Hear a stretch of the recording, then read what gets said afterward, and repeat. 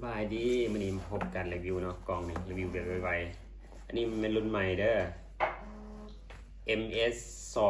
2-10คูณ40 IR เนาะรุ่นใหม่ตัวนี้เห็นไหมเอ่ยถึงมอเครื่องออกมาไหมมีไฟสันเลงพร้อมเด้อตัวนี้เด้อราคาประหยัดอีกมีไฟสันเลงราคาก็แพงหลายเนาะร้านต้นฉันซะผู้ใดก็จับต้องได้ผู้ใดเข้าถึงได้มีไฟสันเลงเนาะรุ่นหนามินเด้อถอกล้องใน25 มิลนี่ตัวนี้จะเป็นงานปรับนอกเลยนี่โอ้เสียงดังแก๊ดครับนี่มาเดี๋ยวนี้งานตัวนี้ดีขนาดเลยขนาดเป็นราคาประมาณล้านต้นๆยังราคางามปานนี้เนาะของ Discovery เด้อตัวนี้ Discovery มีไฟสันเลงนะฝากระดกก้อมนี่ฝากระดกเบิ้งนี่สีเหลืองสีแดงราคาประหยัดลูกค้าตัวนี้นะร้านต้นมาเลยทัวร์มาเลย WhatsApp 288722เด้อนี่งามสีงานนี่ห้างก็มาไม่วันนี้เด้อรุ่นนี้เด้อเอามาจำนวนจำกัดเด้อสิจะ30 อันเท่านั้นโดยไว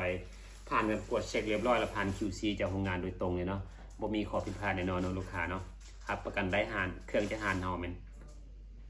เต็มมีแต่ของแท้ออกจากโรงงานเท่านั้นนี่ Discovery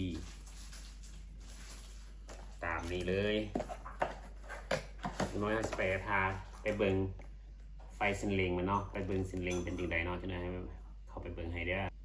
บัดนี้เราจะมาเบิ่งสันเลงมันเนาะตัว MS 2-10คูณ40 IR เนาะตัวนี้จะ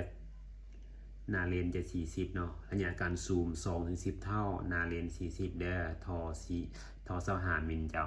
เบิ่งสันเลงก็งามเนาะเห็นบ่มันจะมีตัวเลขบอก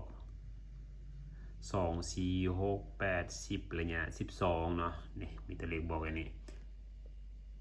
ตัวนี้ราคาสิบ่แพงเด้อราคาประหยัดตัวนี้นะราคาร้านต้นๆเนาะเขาสิมาเบิ่งลองเปิดไฟเส้นเล็งเนาะมันมีแต่มันเส้นเล็งตัวนี้จะเป็นสีแดงซั่นซะไฟเส้นเล็งมันเนาะเอาลองเปิดนะบิดตัวนี้เนาะไฟเส้นเล็งตัวนี้เบิ่งนี้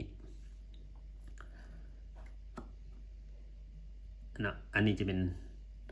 เส้นธรรมดาเนาะอันนี้แบบบ่มีไฟเด้อนี่เด้อแบบบ่มีไฟ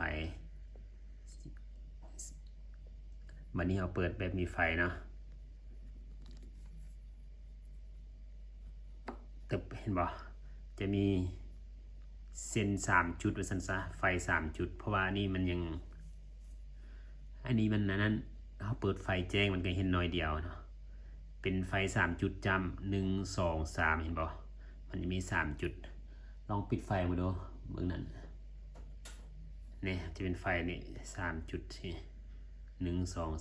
3 จุดนี่สิเป็นตัวเลขพร้อมอันนี้เราปิดไฟเด้อเปิดไฟโอเคเนาะไฟมันสิบ่แจ้งปานใดเนาะมันก็สมกับตัวนี้มาแล้วเนาะสมดุลของกองมันจะบ่เป็นไฟเป็นเส้นยาวแบบตัวเมื่อกี้นี้ตัวนี้จะเป็นจำ3 จำ4 จำ1 2 3 4บ่ฮู้ว่าลูกค้าสิเห็นบ่เนาะมันจะมี4 จำอยู่ครึ่งกลางอยู่เทิงอยู่ลุมมีตัวเลขบอกพร้อมสิเล็งถือว่าใช้ได้เลยงามเลยเนาะลูกค้าเนาะ